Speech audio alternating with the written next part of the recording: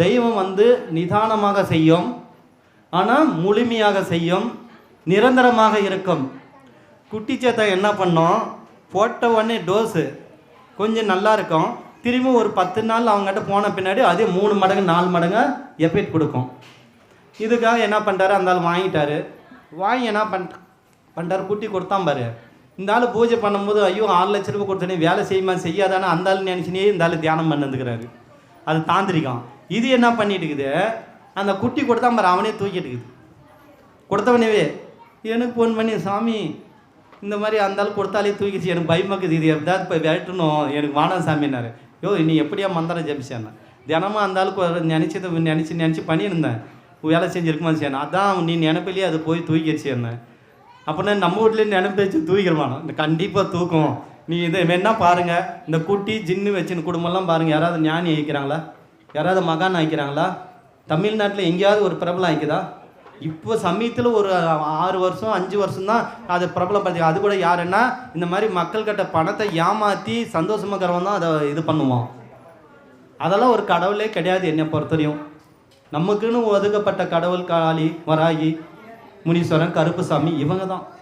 இவங்க வந்து செய்வாங்க, முழுமையாக செய்வாங்க. எப்படின்னா ஆரம்பத்துலேருந்து படிப்படியாக கொண்டு போவாங்க.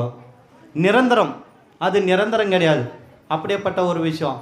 அப்போ அந்த ஆள் பார்த்தோன்னா அவங்க பொண்ணு எங்கேயோ போய் நிற்கும் போது அந்த ஏதோ ஒரு பையன் மாட்டி நிற்குது. அப்போ ஒவ்வொன்று வந்து அழுறாரு, இந்த மாதிரி என் பொண்ணு என் பேச்சு கேட்க மாட்டுது, இந்த மாதிரி ஒரு பையன் கூட சுற்றி நிற்குது, நான் கஷ்டப்பட்டு வளர்த்தேன்னாரு. ஏப்பா அவங்க குட்டி சேத்தனை வச்சு பிரிச்சுக்கிறதுப்பா, என்ன ஏப்பா கேட்கறதானா? ஏன் சாமி கேறப்பாரு, நீ அந்த டைமில் வேணுமெனிக்கே நீ இப்படி இதுன்றேன்னு, நான் வேணுமெனிக்கே தான் சொல்லுவேன். அந்த டைமில் ஏன் பிரிச்சுக்கிறேன், என்ன இருந்தாலும் குருவேன். ஏப்பா நீ கூட ஒரு 6 லட்ச ரூபா கொடுத்து பெரிய ஆளானு தானே வாங்கின்னு வந்தேன். அப்படிங்கும் போது என்னன்னா அப்புறம் இருந்து பார்த்துட்டு கடைச்சி எட்டு வந்து என்கிட்ட கொடுத்து பிரிச்சுட்டு போகிறாரு. அப்போ இவன் குட்டி சேத்தை எப்போ போச்சுன்னா, அது செய்யுது வெளியில் செய்யுது, நமக்குள்ளே ஏன் உனக்குள்ளே செய்யாது? அது என்ன அதுக்கு வெளியில் உள்ளுன்றது தெரியுதா?